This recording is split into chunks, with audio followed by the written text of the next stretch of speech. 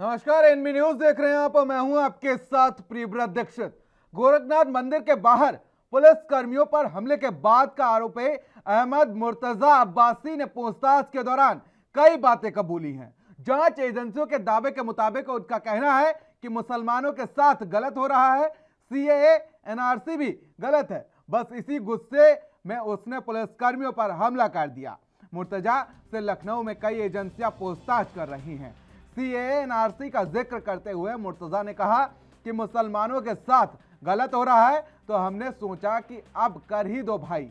नेपाल में भी नहीं सो पाए थे, कर्नाटक में भी मुसलमानों के साथ सही नहीं हो रहा है। करीब 2 घंटे बाद एटीएस के 4 अफसरों की टीम ने मुर्तजा से पूछताछ शुरू की। गोरखपुर में हुई शुरुआती पूछताछ और लखनऊ में हो रही पूछताछ में अहमद मुर्तजा थोड़ा परेशान देखा गया, तो वहीं समाजवादी पार्टी के राष्ट्रीय अध्यक्ष अखिलेश यादव ने मुर्तजा अब्बासी का बचाव किया है।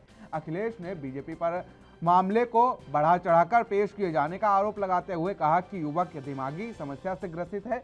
वहीं अखिलेश के बयान पर पलटवार करते हुए प्रदेश के डिप्टी सीएम केशव प्रसाद मौर्य ने ट्वीट किया है। केशव प्रसाद मौर्य ने ट्वीट किया और कहा कि अखिलेश यादव को कौन समझाए कि आतंकवादी ही होता है, मनरोगी नहीं।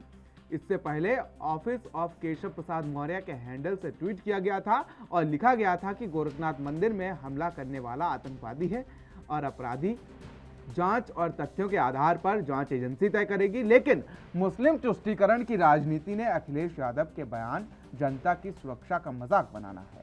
आतंकवादी अपराधी कौन है, यह सपा नहीं तय करेगी। तो ऐसे में बीजेपी और सपा एक बार फिर से आमने सामने है। तो सबसे पहले आपको अहमद मुर्तजा का कबूलनामा सुनाते हैं।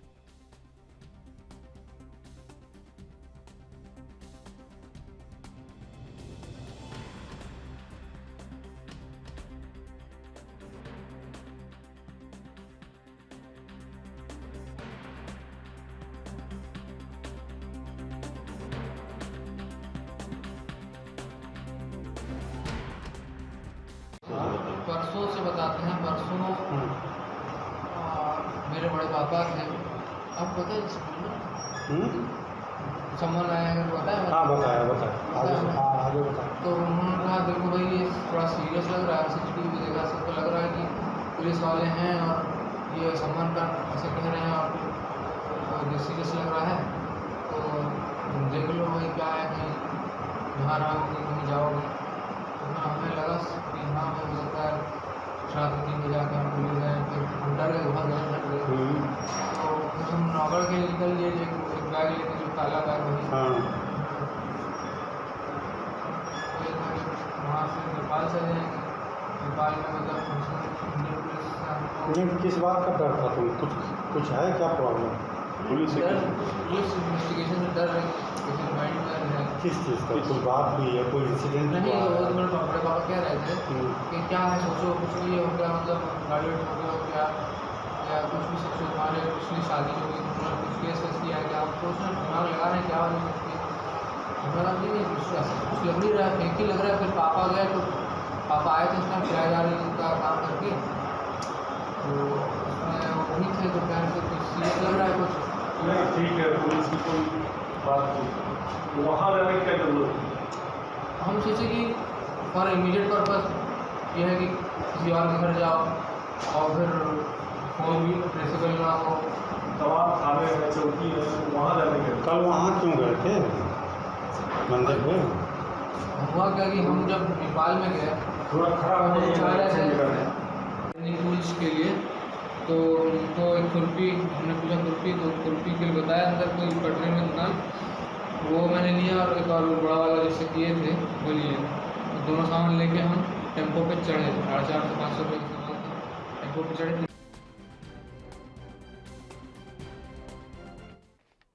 तो जिस तरीके से आरोपी मुर्तजा ने कबूलनामा किया है, इससे कई सवाल उठते हैं कि आखिर जांच एजेंसियां क्या कर रही हैं उत्तर प्रदेश में, क्योंकि जो जांच एजेंसियां मोटी सैलरी लेती हैं, आखिर वो कर क्या रही हैं।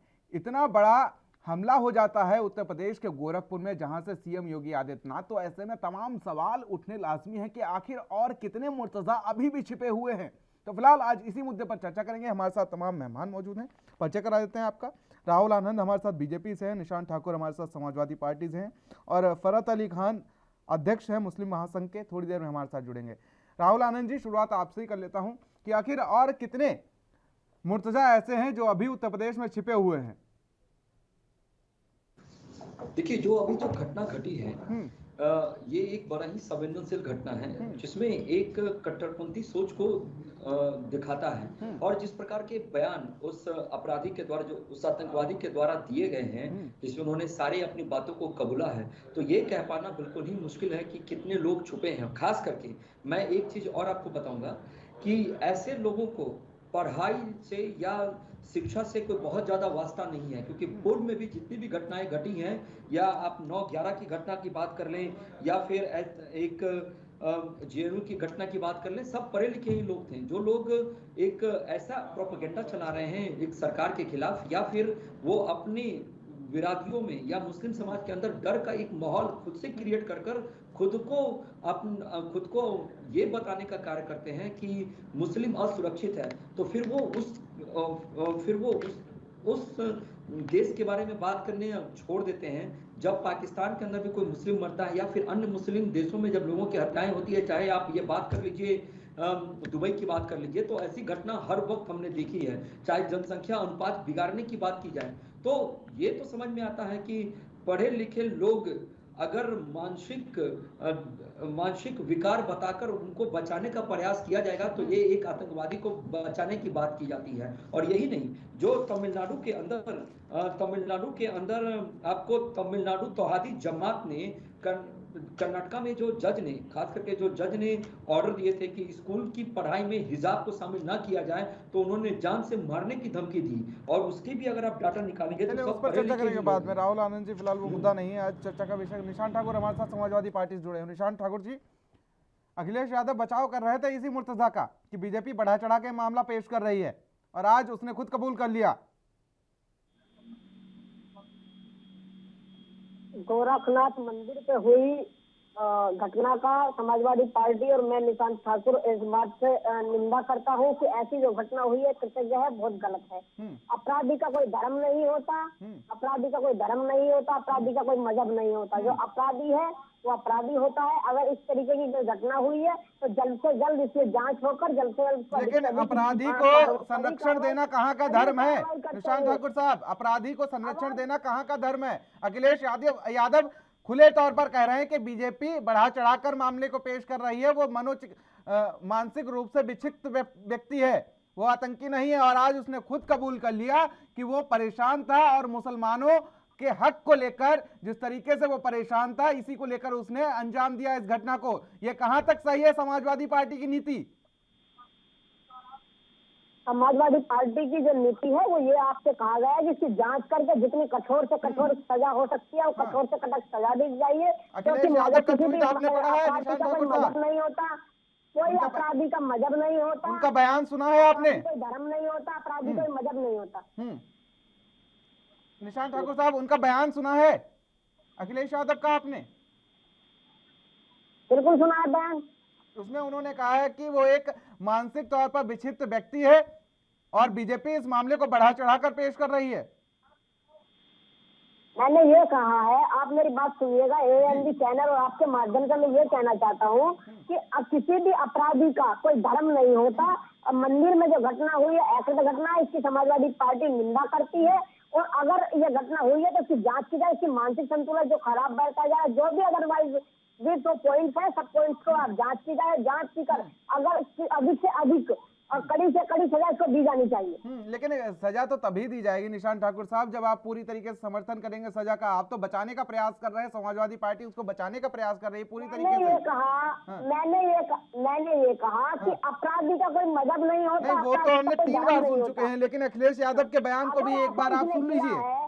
अगर ऐसा किसने किया है, इसका मानसिक संतुलन खराब है या इसने जानबूझ के जो भी किया है, इसकी जांच होकर आपकी पार्टी के राष्ट्रीय अध्यक्ष श्रीमान अखिलेश यादव जी कहते हैं कि बीजेपी बढ़ा चढ़ाकर मामला पेश कर रही है और ये व्यक्ति मानसिक तौर पर विक्षिप्त है। अगर ये व्यक्ति मानसिक तौर पर विक्षिप्त होता तो धर्म विशेष के नारे लगाकर वहां पर घटना को अंजाम नहीं देता, पुलिसकर्मियों पर हमला नहीं करता। अगर इसका अनुमान यही था कि मैं इस तरीके की घटना को अंजाम दूंगा तो पुलिस मुझ पर फायर कर देगी, मुझे जान से मार देगी, तो आखिर इसने हमला क्यों किया। और इस पर भी समाजवादी पार्टी इसको संरक्षण दे रही है, ये कहकर कि ये मानसिक तौर पर विक्षिप्त व्यक्ति है बिना जांच पड़ताल के। आपका सही नहीं होगा जी बोलिए। यह कहना आपका सही नहीं होगा कि यह कहना बिल्कुल सही नहीं होगा कि समाजवादी पार्टी इसको संरक्षण दे रही है। मेरा और समाजवादी पार्टी का ये कहना है कि अपराधी का कोई धर्म नहीं होता, इसकी जांच की जाए। राष्ट्रीय अध्यक्ष का ये कहना है कि अगर ये मानसिक संतुलन से बता रहा है कि मैं बीमार हूँ, इसके पेरेंट्स बता रहे हैं, जो भी बताया जा रहा है, इसकी जांच हो। अगर ऐसा इसने कब तक किया है नहीं, जांच की तो बात कर ही नहीं रहे हैं अखिलेश यादव साहब। जांच में करने के बाद में इसको कठोर से कठोर सजा देनी जांच की चाहिए। तो कोई बात ही नहीं कर रहे हैं, वो सीधे तौर पर कह रहे हैं कि मानसिक तौर पर विक्षिप्त व्यक्ति है और बीजेपी जो है बढ़ा चढ़ाकर मामला पेश कर रही है। सीधे तौर पर उनके अभी मैं थोड़ी देर पहले उनकी बाइट सुन के आया। मानसिक संतुलन खराब है या नहीं है तो मेडिकल या जांच का विषय है। अगर ऐसा कुछ इसने किया है, इसके मस्तिष्क में क्या था क्या नहीं था, इसकी जानकारी जांच होने के बाद अगर मंदिर में, मैं भी सनातन धर्म से बिलोंग करता हूँ, उत्तर प्रदेश के मुख्यमंत्री हो, ये क्योंकि मजहब नहीं होता किसी भी अपराधी का। ये तो मजहब के लिए मर मिट गया ना निशांत ठाकुर साहब, ये तो मजहब के लिए मर मिट गया धर्म विशेष के नारे लगाते हुए। चलिए इसी बीच हमारे साथ फरहत अली खान साहब अध्यक्ष मुस्लिम महासंघ के जुड़ चुके हैं। फरहत अली खान साहब, आखिर कहा जाता है कि मुस्लिम अल्पसंख्यक हैं, यही कहा जाता है ना, मुस्लिमों को प्रताड़ित किया जाता है, लेकिन जब मुस्लिम जब इस तरीके से कृत्य करते हैं तो कहीं ना कहीं आपको भी शर्म आती होगी मुसलमानों पर। देखिए, मैं अभी निशांत जी की बात सुन रहा था, क्योंकि मैं अभी जुड़ा हूँ, उससे पहले उसमें नहीं था, तो मैं बड़ी रेस्पेक्टफुली निशांत जी को बताना चाहता हूँ कि जैसे मानसिक संतुलन उसका खराब था, तो मैं ये नहीं कहूँगा कि उसका खराब था। कुछ साजिशी तंजीमें जो हमारे हिंदुस्तान की अमनो अमान को खतरा पहुंचाना चाहती हैं, उन साजिशी तंजीमों ने उस साजिशी मुसलमान का मानसिक रूप से कैप्चर करके उसको गोरखधाम भेजा।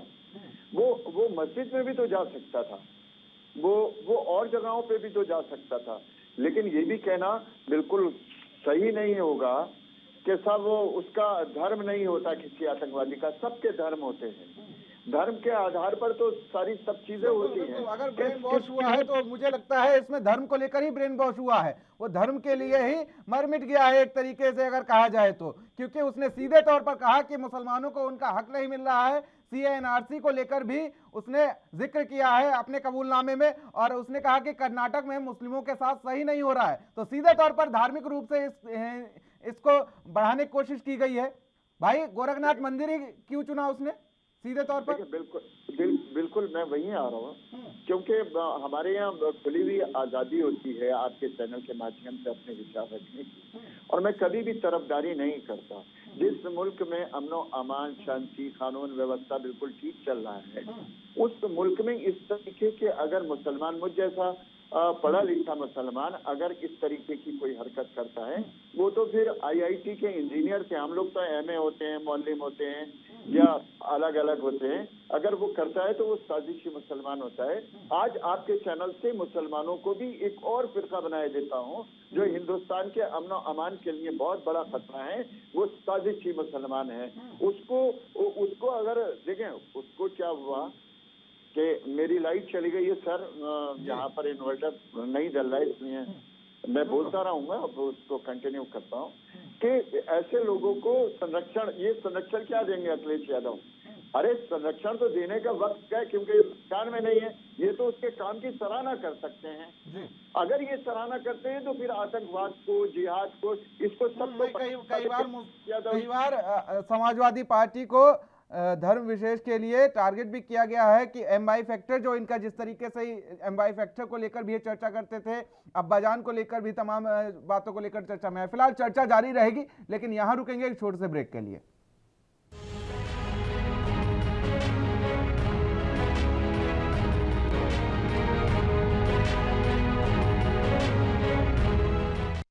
तो ब्रेक के बाद आप सभी का स्वागत है। चर्चा को आगे बढ़ाते हैं और तीनों मेहमान हमारे साथ बने हुए हैं। राहुल आनंद हमारे साथ बीजेपी से हैं, निशांत ठाकुर समाजवादी पार्टी से हैं, फरहत अली खान साहब अध्यक्ष हैं मुस्लिम महासंघ के। राहुल आनंद जी, एक सवाल तो इस समय और भी बनता है कि आखिर तमाम एजेंसियां जो मोटी तनख्वाह ले रही हैं, आखिर वो कहाँ हैं? क्या वो सो रही हैं या सिर्फ उनका काम तभी होता है, वो तभी एक्टिव होती हैं जब घटनाओं को अंजाम दे दिया जाता है? देखिए, इस विषय पे मैं आपको बस इतना ही समझाना चाहूंगा कि हमारा देश सुरक्षित है और हाथों में जब नेतृत्व रहता है तो आपको फख्र महसूस करना चाहिए। जो घटना घट सकती थी, ये भी था कि घटने के बाद वो पकड़ा था, लेकिन सुरक्षा एजेंसियों की ऐसी तत्परता थी या जो इंटेलिजेंस होते हैं, इंटेलिजेंस को ये रिपोर्ट आते रहती है जब हमारे देश के अंदर ऐसे ऐसे कई स्थान हैं, आपने देखा भी होगा, सुना भी है समाचार के माध्यम से भी, कि हर वक्त वो सचेत करते हैं कि कुछ इनपुट्स ऐसे मिले हैं कि दिल्ली में धमाका किया जा सकता है, तो वो अपना काम करती हैं। लेकिन अगर 100 काम में एक काम ऐसा होता है जो चुप होता है, जिसमें वो चुप भी नहीं, वो पकड़े जाते हैं। अगर हम इसको दूसरे पहलू पे बात करें तो इसमें हम यही बात करना चाहेंगे कि वो सारी राजनीतिक पार्टियां जो विपक्ष का रोल निभाती हैं, उनको भी सबसे पहले अपने ऊपर शटअप लगाना पड़ेगा, क्योंकि ऐसे लोग ही ऐसे लोगों का मनोबल बढ़ाते हैं। हम जब भी आपके साथ चर्चा में बैठते हैं, मैं जो हमारे मुस्लिम अध्यक्ष के जो भाई बैठे हैं, मैं उनके साथ भी बैठा था, तो मैंने इस बात को कहा था कि हमेशा अगर कहीं कोई विवाद उत्पन्न होता है तो हम अगर उस पर चुप्पी लगा दें तो वो विवाद को खत्म किया जा सकता है। मनोबल अगर बढ़ाते हैं, सपा के राजनीति करने वाले लोग ओछी मानसिकता, वोट बैंक की मानसिकता यहाँ आप कह सकते हैं, वो अगर इसका बचाव करेंगे तो निश्चय ही आप कहीं ना कहीं इसको आप मजबूत बना रहे हैं। आप अगर बात करें कुछ दिन पहले की, अगर मैं आपसे बात करूं तो जो हिजाब विवाद हुआ था उसको चुप कराया जा सकता था। न्यायालय का जो फैसला आया उस पे लोग चुप हो सकते थे, लेकिन फिर भी राजनीतिक नहीं, उस पे बात मत करिए राहुल आनंद जी। तो ये गलत राहुल आनंद जी, उस पे बात मत कीजिए, क्योंकि मुंबई में लगातार अगर ये चर्चा का विषय रहा था कि मस्जिदों के सामने 5 बार हनुमान चालीसा बजाने की बात कही गई थी बीजेपी कार्यकर्ताओं के द्वारा। देखिए, मैं आपको एक चीज और बताना चाहूंगा प्रियवत जी कि कहीं भी अगर कोई भी घटना घटती है या कोई पकड़ा जाता है तो हमारे देश के अंदर वो भी एग्जाम्पल देना चाहिए कि हमारे देश के अंदर जब अग्नि परीक्षण हुआ था तो एक वो मुसलमान का दिन था, वो एक भारतीय थे। हमें ये भी याद रखना चाहिए कि जब साइना मिर्जा की जब हम बात करते हैं तो हमारे देश की वो बेटी है, तो हम इनको रोल मॉडल नहीं बनाते हैं। रोल मॉडल बनाया जाता है विपक्ष के द्वारा, किसको? अफजल गुरु जी को। इशरत जहां बेटी कह के संबोधित किया जाता है। परेशानी यहां से शुरू होती है। अगर कहीं अच्छाई है तो कहीं बुराई भी है, तो आप बुराई का साथ छोड़कर अच्छाई के साथ रहिए, तो हो सकता है कि हमारे देश के अंदर अभी से कुछ सुधार शुरू होने लगे। जवाब ले लेते हैं। जिस प्रकार से अभी भाई साहब जो अध्यक्ष बैठे हैं, उनकी बात से मैं बड़ा प्रभावित हूँ। वो सही बातों को जनता के सामने और आपके चैनल के माध्यम से रखते हैं, तो ये दिखाता है कि सुधार की व्यवस्था बनती है। कहीं ना कहीं वो मुस्लिम समाज ही कटघरे में खड़ा होता है, उसको एक अच्छा एग्जाम्पल, उसको रोल मॉडल भी बना सकते हैं हम। इसके ऊपर में हमें कार्रवाई करनी चाहिए। बिल्कुल बिल्कुल। निशांत ठाकुर साहब, जवाब दीजिए, तमाम आरोप लग गए आप पर। मैं भारतीय जनता पार्टी और राहुल आनंद भाई का मैं यह कहना चाहता हूँ कि देखिए, ये जो बयान राष्ट्रीय अध्यक्ष जी ने दिया है, ये इस तरीके का कोई बयान नहीं है कि उनको ये कहा जा रहा है कि इनको संरक्षण दिया जा रहा है। ये सब गलत बातें हैं, क्योंकि उन्हें या कोई भी हो, क्योंकि अपराधी होता है 101%। और समाजवादी पार्टी ये कहना चाहती है कि उत्तर प्रदेश में कानून का राज कायम हो, और कानून का राज कायम होता है सनातन धर्म की रक्षा हो या इस्लाम की या किसी भी धर्म की रक्षा की बात हो। अगर कोई भी एक दूसरे पर अटैकिंग या इस तरीके की अमानवीय घटना करता है तो उसको कड़ी से कड़ी सजा देनी चाहिए। फरहत अली खान साहब, जैसे समाजवादी पार्टी के समय में कानून व्यवस्था उत्तर प्रदेश की 100 डायल दिया गया, यूपी पुलिस इतने निर्भर उत्तर प्रदेश में फास्ट ट्रैक हुई, इसी आधार को आगे बढ़ाते हुए मैं सर कहाँ उस पर बात करेंगे? नाहिद हसन के तौर पर विधायक दिया गया, आजम खान के तौर पर विधायक दिया गया। मैं बात कर रहा हूँ जी, कानून की व्यवस्था कानून व्यवस्था के तौर पर आप बात उत्तर प्रदेश करेंगे, की कानून व्यवस्था के तौर पर बात करेंगे ना। आजम खान के तौर पर विधायक दिया अगर गया, ये नाहिद धर्म की हसन के बात तौर पर है, विधायक दिया गया, अगर ये जिन पर धर्म पता की ही नहीं एक कितने तरीके की मुकदमे बात लदे है, हुए हैं, तो अगर जेल से ऐसे चुनाव लड़ अमानवीय गए। घटना हुई है, अमानवीय घटना हुई है, तो अगर अमानवीय घटना हुई है तो इसको कड़ी से कड़ी सजा देनी चाहिए। बिल्कुल सजा मिलनी चाहिए, बिल्कुल सजा मिलनी चाहिए। लेकिन आप कानून व्यवस्था पे जो बात कर रहे थे उस पर मैंने दो टूक कह दिए कि आपने नाहिद हसन के रूप में पहले प्रत्याशी दिया, फिर विधायक दे दिया और फिर आजम खान के तौर पर विधायक दिए। चलिए अध्यक्ष साहब, फरहत अली खान साहब जी जी जी बात रखिए अपनी। जी देखिए, ऐसा है कि समाजवादी या भाजपा या बसपा की विचारधारा राजनीति करने की होना चाहिए और पार्टियों पर एक दूसरे पर खूब आरोप प्रति आरोप लगाना चाहिए, क्योंकि आरोप और प्रति आरोप लगने से ही पार्टियों में भी सुधार पैदा होता है। मतलब हम कहते हैं तनकीद होना चाहिए किसी पर भी। तनकीद एक उर्दू का शब्द है, वो जैसे किताब लिखी जाती है तो उसकी अच्छाइयाँ भी दिखाई जाती हैं और उसमें जो कमियां होती हैं वो भी दिखाई जाती हैं। लेकिन जहां पर संरक्षण देने की बात आ जाए, जैसे अभी आपने कहा कि राहुल जी ने कहा कि बेटी कह देते हैं, कहीं भाई कह देते हैं, कहीं कुछ कह देते हैं, इससे जो मेंटलिटी होती है। अभी बात चल रही थी सर, जो मुसलमानों की बात चल रही है, क्योंकि मैं निष्पक्ष राय रखता हूँ तो मेरे लिए तो बड़े गलत कमेंट्स आते हैं। तो अब मुझे ये भी धमकी मिलने लगी कि जो ये तुम बातें करते हो मुसलमानों के विरोध में, जबकि मैं मुस्लिम समाज के विरोध में कोई बात नहीं करता। मैं सिर्फ सत्यता पर आधारित ही बात करता हूँ कि आने दो, आने वाले 5 साल बाद निबट लिया जाएगा, देख लिया जाएगा। मतलब मेंटलिटी अपने आप को हमारे जो मुस्लिम वर्ग के लोग हैं सुधारने की नहीं है, अच्छा भारत बनाने की नहीं है। वह मेंटलिटी ये बना ली कि अगली बार बीजेपी सरकार चली जाएगी, तापा की आ जाएगी तो हमारा कोई तो काम। 10-12 मुर्तजा और निकल के आ जाएंगे फरहत अली खान साहब। यही तो मैं कह रहा हूँ कि फरहत अली खान को सुधार देंगे, क्योंकि ये सच्चाई पर आधारित बात करता है। मैं अपनी सरकार से, कानून से और तमाम समाज से पुरजोर अपील करता हूँ फिर से कि अब मुर्तजा मत बनिए, ना दाऊद बनिए, ना हाफिज सईद बनो, आओ एपीजे कलाम बन जाओ, जैसे भाई ने कहा। आओ दूसरे हमारे लोग जो अन्य क्षेत्रों में काम कर रहे हैं तो वो बनो, क्योंकि देश को बनाना है। ये तो बड़े हम वक्त कह देते हैं कि आज़ादी में हमारा बहुत अहम रोल था। हाँ बिल्कुल ठीक बात है कि आज़ादी में हमारा अहम रोल था, तो फिर उस देश को चलाने में, उस देश को चलने में बाधा उत्पन्न करने में भी अब हमारा रोल हो रहा है। इसलिए अगर आज़ाद देश है, आज़ाद देश अगर हम मुसलमान मानते हैं तो हमें कुछ ना कुछ अपना सब्र भी करना चाहिएगा, शालीनता भी रखना चाहिए, क्योंकि हमारा देश बहुत अच्छी दिशा में जा रहा है। और एएनबी के चैनल के माध्यम से जब भी बात होती है, पॉजिटिव बात होती है, कोई भी किसी से नहीं उलझता। ये बहुत बड़ी जो हमारी परिचर्चा होती है उसका सफलता का एक कारण होता है, एक सफलता का वाचक होता है। बिल्कुल। फिलहाल राहुल आनंद जी, समय का अभाव है, एक 10 सेकंड में अपनी बात रखिए। देखिए, मैं बस इतना कहूंगा सारे भाइयों के लिए कि हाथों में गीता रखेंगे, सीने में कुरान रखेंगे। हाथों में गीता रखेंगे, सीने में कुरान रखेंगे। मेल बढ़ाए जो आपस में, वही धर्म ईमान रखेंगे। काशी और काबा भी होगा दोस्तों, पहले हिंदुस्तान रखेंगे। बिल्कुल, ये भावनाएं भी होनी चाहिए, ठीक है, क्योंकि अगर भारत में अमन और शांति के साथ रहना है तो यही भावनाओं के साथ रहने चाहिए। लेकिन जिस तरीके से आज समाजवादी पार्टी ने एक आतंकी का समर्पण किया है, एक संरक्षण किया है, ये कहीं ना कहीं सच में निंदनीय बात है। तो फिलहाल आप तीनों मेहमानों का हमारे साथ जुड़ने के लिए बहुत बहुत शुक्रिया।